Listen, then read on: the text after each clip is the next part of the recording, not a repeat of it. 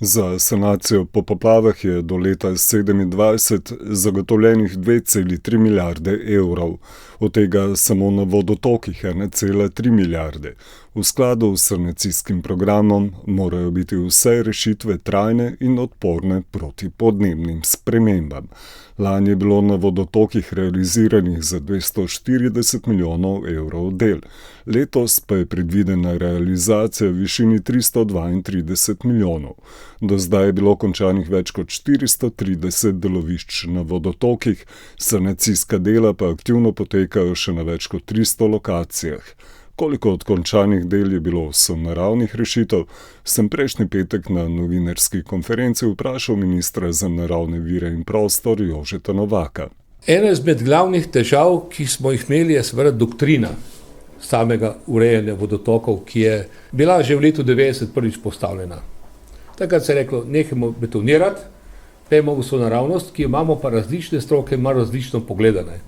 Če vprašate ozko vodarsko stroko, bo najprej rekel, dajte nam bolj naravne materiale, ne iz betona, ampak dajte nam lesene škarpe narediti oziroma utrditve iz nekaterim zadevam.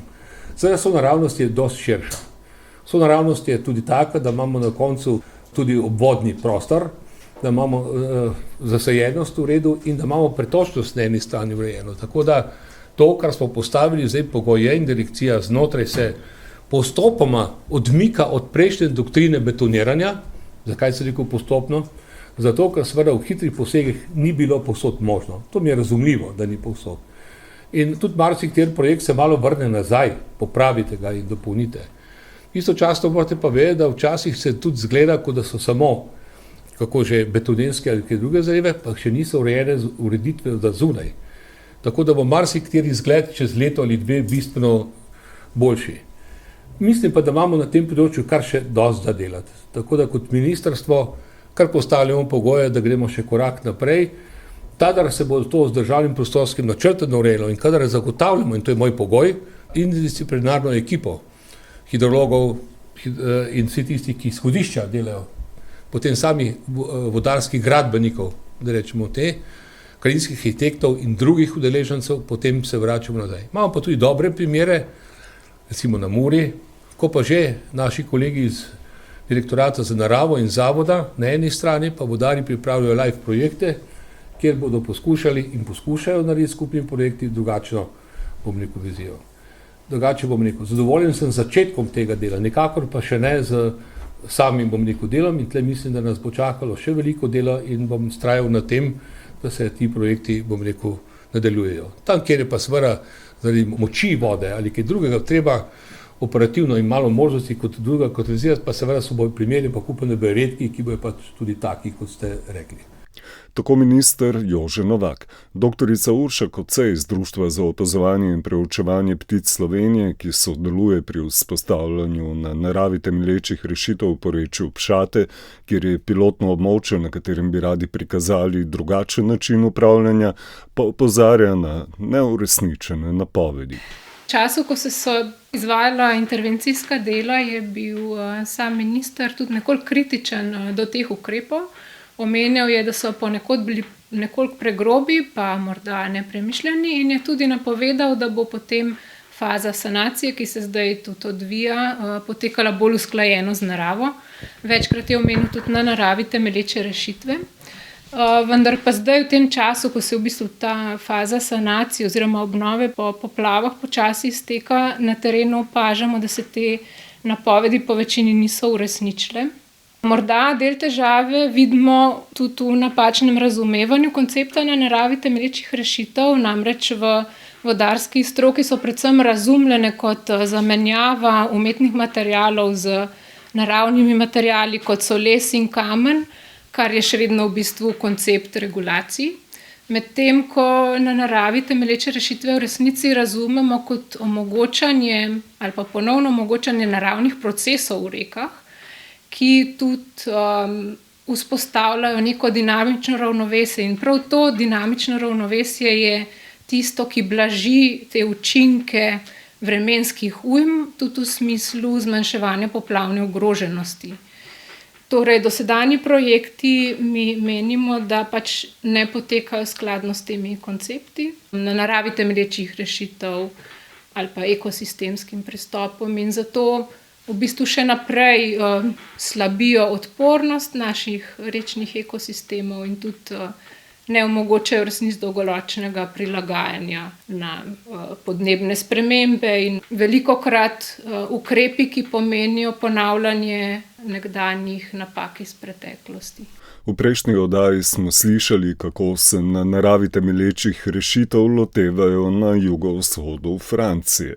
Doktorica Polona Pengal z inštituta Revivo meni, da so Francozi veliko pred nami. Po poplavah v Sloveniji pa se po njenem mnenju ni zares veliko spremenilo. Malo se je začelo razmišljati o teh odkupih, torej da tam, kjer vemo, da so poplavna območja in so se ljudje naselili preprosto preblizu rek, da tam odkupujemo recimo stavbe, zemljišča, ampak je to res tako v povojih, da naredimo to samo tam, kjer je res čisto jasno, da je nemogoče živeti, medtem ko imamo pa ogromno nekih poplavnih območij, ki so poplavljene malo bolj redko, tam pa še vedno mislimo, da lahko ljudi zaščitimo, čeprav načeloma vse študije kažejo, da ne. Mi jih lahko do določene mere zaščitimo, popolnoma pa ne. Če so na območju poplav, jih pač ne moremo. In tukaj so pa že v toliko naprej, da razmišljajo tudi o tem.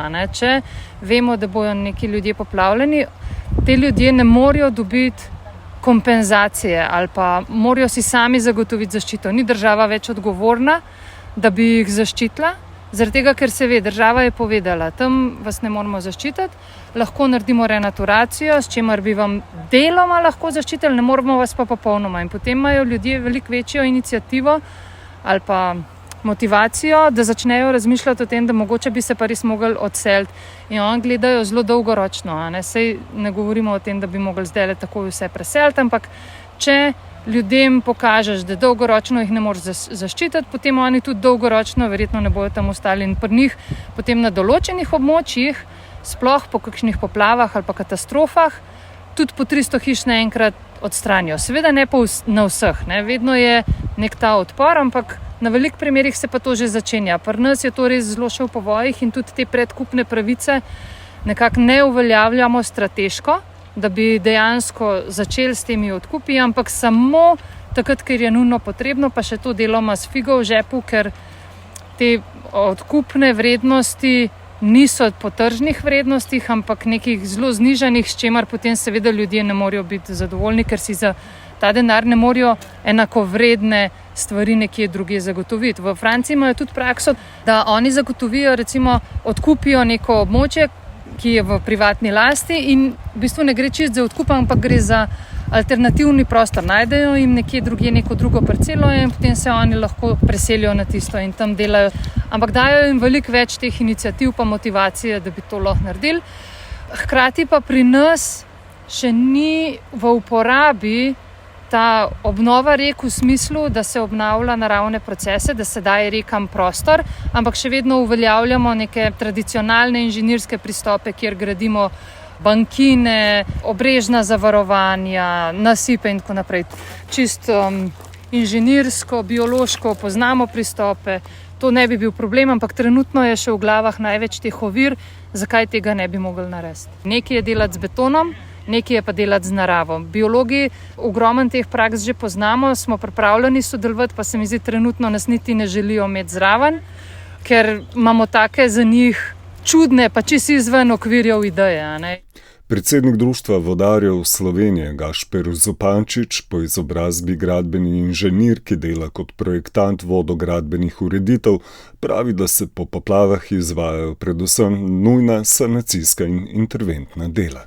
Pri teh delih bi težko iskali sonaravne rešitve ali pa rešitve po konceptu na naravi temelječih rešitev. Recimo, če gledamo področje zmanjševanja poplavne ogroženosti, koncept na naravi temelječih rešitev zahteva, da skušamo izvajati ukrepe, ki čim bolj posnemajo naravne procese. To bi pomenilo, da na ravni nekega porečja ohranjamo območja, kjer se visoke vode že naravno razlivajo, skušamo na teh območjih dodatno omogočati razlivanje voda, ali pa poskušamo na območjih, ki so bila v preteklosti odvzeta vodotokom, spet vzpostaviti razlivanje. Potem kot naslednji korak se predlaga izgradnja sistemov za umetno zadrževanje voda, predvsem suhih zadrževalnikov. Kot zadnji ukrep Po tem konceptu pa so te klasične ureditve vodotokov, kot so poglobitve strug, pa utrditve brežin za zagotavljanje prihodnosti. Za te zadnje ukrepe jih je najlažje izvesti, ker so vsi v strugi.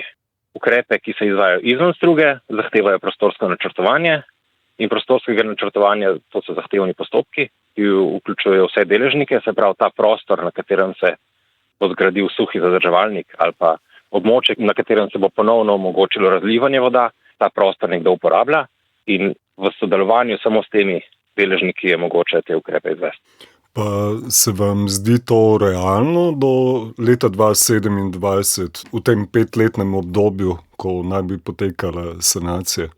Mi imamo v Sloveniji že zgrajenih recimo več suhih zadrževalnikov visokovodnih, tudi nekateri trenutno grejo izvajanje, načrtujejo se tudi dodatni. V preteklosti so se tudi že načrtovali, naprimer na Savinjskem, pa so se potem postopki ustavili. Tako da v bistvu že začeti postopki se nadaljujejo, samo se na ravni Evropske unije države članice odločili, da ta koncept začnemo bolj resno uporabljati, se je usmeritev v zadrževanje voda povečala.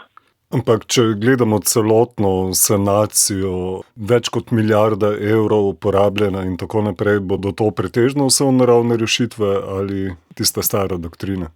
Ravno zdaj, recimo, ko je druga obletnica poprav, skušam malo spremljati objave v medijih.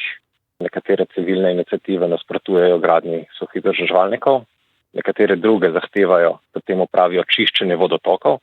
Zapravo, tudi splošna javnost ni naklonjena na naravi temelječim rešitvam. To še ne pomeni, da je celotna javnost ima tako mnenje. Jaz sem prepričan, da ne, ampak seveda je potem te koncepte težko uveljavljati, če del javnosti, ki so hkrati tudi deležniki v prostoru in odločajo o tem, kako se rabi prostor, tem konceptom nasprotuje. Nasprotuje samo ta del javnosti ali tudi del stroke? V stroki bi dejal tako, da je ta koncept je razmeroma nov. Gradbena stroka je deloma konzervativna, za kar obstajajo smiselni razlogi, in od ideje koncepta pa do tega, da lahko inženir, projektant zna ta koncept uporabiti v točno določeni rešitvi, zato je potrebna določena pot. V primeru dolinskih poplav je ta koncept že do določene mere razdelan. Na primeru hudourniških poplav, kjer se dogodki odvajajo nenadoma, kjer poleg vode moramo pričakovati še velike količine plavja in plavin, pa ta koncept recimo ni dovolj dobro razdelan, da bi ga lahko nek inženir v praksi uporabljal. Tako da na strokovni ravni obstajajo izzivi, ampak jaz ocenjujem, da večji problemi so nekako v splošni javnosti, predvsem pa naj se popravim, da veliki izzivi so pri tem, da bomo mi uspeli v družbi najti rešitve, ki bodo zagotovile vse. Se pravi, bodo z uporabo konceptov na naravi temelječih rešitev zagotovile poplavno oziroma izboljšale poplavno varnost in hkrati, da tisti ljudje, ki bodo zaradi uveljavitve teh konceptov na slabšem, ker gradnja suhih zadrževalnikov lastnikom zemljišč znotraj suhih zadrževalnikov lahko predstavlja določeno poslabšanje njihovih ekonomskih možnosti za preživetje. Če bomo v družbi našli te rešitve, bodo te koncepti lahko se prej uveljavili. Tako predsednik Društva vodarjev Slovenije Gašper Zupančič. Okoljski pravnik Aljoša Petek z Pravnega centra za varstvo človekovih pravic in okolja pa na do zdaj porabljena sredstva gleda predvsem z perspektive, kako bodo pomagala na dolgi rok. In veliko vprašanje je, ali smo sedaj to milijardo vložili na, najbolj koristen način, tako za ljudi, kot tudi dolgoročno za neko obnovo naravnih ekosistemov in vsega živega, kar imamo ob rekah. In bojim se, glede na to, kar slišim, tudi od strokovnjakov, tudi od akademije in tako naprej, da ta sredstva niso bila najboljše razdeljena, dodeljena, porabljena, predvsem v kontekstu tega, da se je takoj po poplavah z nekih političnih razlogov seveda takoj investiralo v obnovo istih zaščit in ograd in betonskih, recimo sten, kot so bile postavljene prej, z namenom, da se ljudi čim prej pomiri, da dobi se potem na ta način tudi neko politično podporo. Zelo malo je bilo pa strateškega razmisleka na 10 let, na 20 let, na 50 ali pa do konca stoletja. Ampak zdaj se pa približujemo nekemu novemu stanju, v katerem Evropska unija narekuje, da moramo poskrbeti za renaturacijo, za obnovo narave. In v teh kontekstih klasičnih protipoplavnih ukrepov, ne samo, da čisto gradbeno smo se zdaj dokazali z poplavami, da ne vzdržijo, da ne zaščitijo ljudi, prav tako preprečujejo, obnovo ekosistemov in vsega živega ob rekah. Ena izmed temeljnih manter, tudi Direkcije za vode, že pred poplavami je bila, dajmo rekam prostor, se pravi, dajmo vodi prostor. Ta mantra trenutno definitivno ni bila upoštevana v takšni meri, kot bi jo mogli upoštevati, zato da bi reke dejansko imele tisti prostor, da se razlijajo in ne ogrožajo naših pravzaprav stanovanj, a ne hiš, pa tudi kakšnih podjetij. 2 leti po poplavi sta minili. Prva obljuba je bila, najprej bomo zaščitili ljudi. Nekateri ljudje, ki živijo na teh območjih, zdaj še po 2 letih, nekateri sploh ne vedo, če bodo šli ali ne bodo šli. Se pravi, če je bil naš primarni cilj, da zaščitimo ljudi, potem s tem še vedno nismo uspešni. Poleg pa tega, pa tistih 300 plus objektov, ki je bilo predvidenih, da se izbrišajo, potem smo videli iz meseca v mesec, kako so se te številke spreminjale, znižale in tako naprej. Vedno manj prostora, dlje časa, ko je trajalo od poplav, vedno manj prostora smo se bili pripravljeni odpovedati in še vedno nismo zagotovili, da točno vemo, katera vsa območja so poplavno ogrožena in katera niso. Se pravi, občine v teoriji lahko še naprej, danes, načrtujejo tako, da bodo postavljali nekatere hiše tam, kjer bi pravzaprav ne smelo biti nobenih hiš in bi se mogla reka prosto razliti. Ko pa gremo potem gledati še posamezne projekte, pa vidimo, da takoj po poplavah so se postavili še enkrat isti recimo betonski zidovi.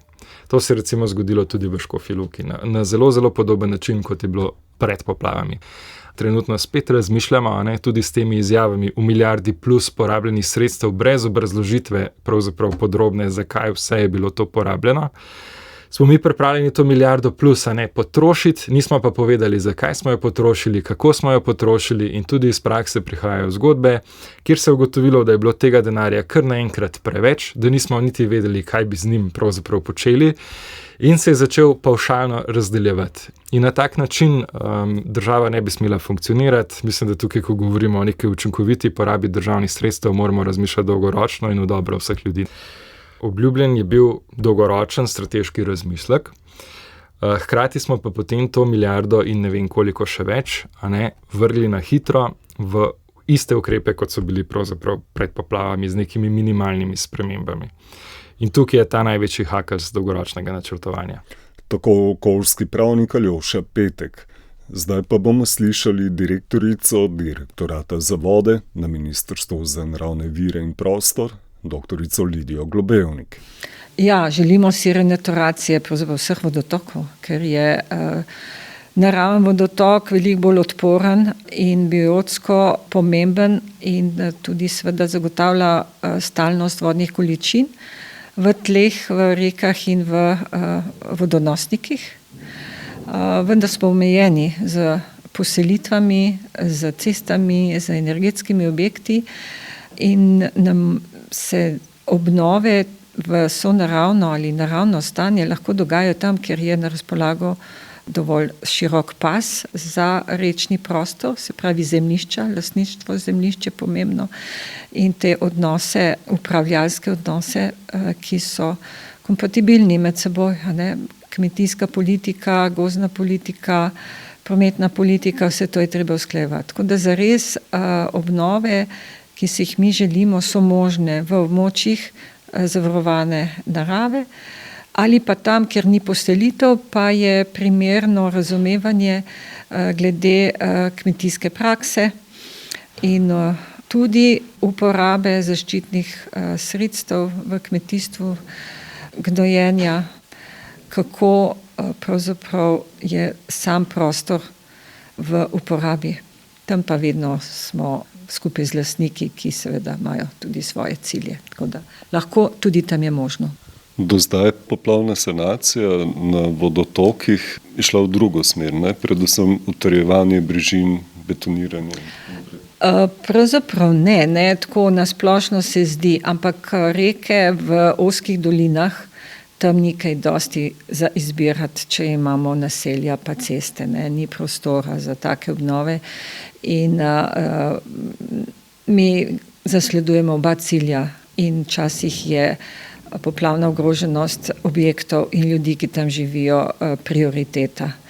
in je moč take sonaravne zadeve v strugi seveda delati, ampak spet iščemo ravnotežje med tem, da se zagotavlja pretočna sposobnost reke. To pomeni, če se dogovorimo, da skozi Prevalje lahko teče in mora teči, da hiše niso poplavljene, recimo 200 kubičnih metrov na sekundo, mora to teči 200 kubičnih metrov na sekundo. Ne? In da bi bilo to zelo naravno, pa razgibano bi pomenilo, da moramo strugo povečati v širini, saj za 3-krat, ne? Tako da tam ni možno. In tam so pomembne te trde ureditve, to ni kaj. Savinja tam so pa intenzivne kmetijske površine, ki tudi marsikdaj nalagajo, da je bilo treba in smo reko pri obnovah vrnili v prejšnje koridorje, ker ni bilo časa, da bi se spreminjali prostorski plani rabe tal ali pa namenske rabe tam ne, ker imamo tudi druge zakone, nimamo samo za vode pa za naravo. Tako da zdi se, da nismo upoštevali teh dikcij, marsikje nismo niti smeli. Kmetijska politika je ravno tako pomembna in zagotavljanje prehranske samozadostnosti in seveda gospodarske dejavnosti in prioritet ali pa ciljev, ki jih imajo prebivalci. Tako da to so procesi in lahko v prihodnje, seveda se o tem vse pogovarjamo, če pristopamo in če vidimo, da je več koristi od tega, da se tam struga razširi. Mi si seveda to želimo in si bomo prizadevali, moramo pa najti skupni jezik z lastniki zemljišč in z politikami drugimi. Ne? Tako da to v polletnem obdobju sanacij ni bilo druge izbire, kot da se vrne v strugo. Mogoče smo izgubili priložnost, da bi z nekim dekretom rekli lahko to, ne? Da se mora voda tam ohraniti, kjer si vzela prostor. Ampak to bi bila revolucija med ljudmi, ki tam živijo, ne? Ker so si pa dejansko vsi predstavljali nazaj prejšnje stanje. Kako je s poplavno varnostjo Celja? Omenili ste Savinjo, se je povečala zdaj? Poplavna varnost Celja je večen problem, ker je Celje na sotočju 4 rek oziroma 3 rek plus gorvodno še Lužnice. Torej Savo se v Celju steka še Voglajna in Hudinja.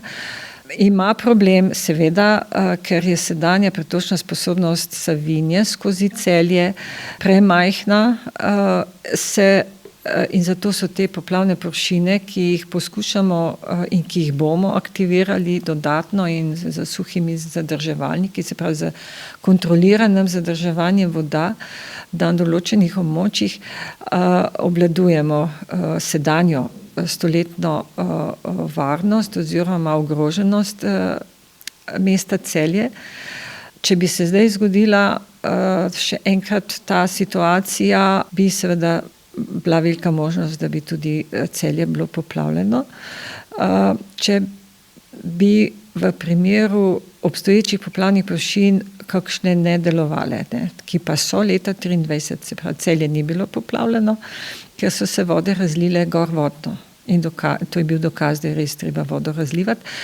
Se pa že delajo plani, da se bo ta varnost povečala na več kot sedanjo, bom rekla, projektni pretok 100 let, ki mu rečemo 100 let, to pomeni 1% verjetnosti, da se pojavi voda na osnovi sedanjih podatkov. Za prihodnje, če upoštevamo da se spremembe, je to nekako višja številka in se razmišlja o tem, da je treba več vode zadržati. Torej v roku 10 let upam, da nam bo uspelo se to narediti in zadržati vodo gorvodno, tako da Celje ne bi bilo poplavljeno. Zdaj se je v bistvu pospeševalo vodo, ne?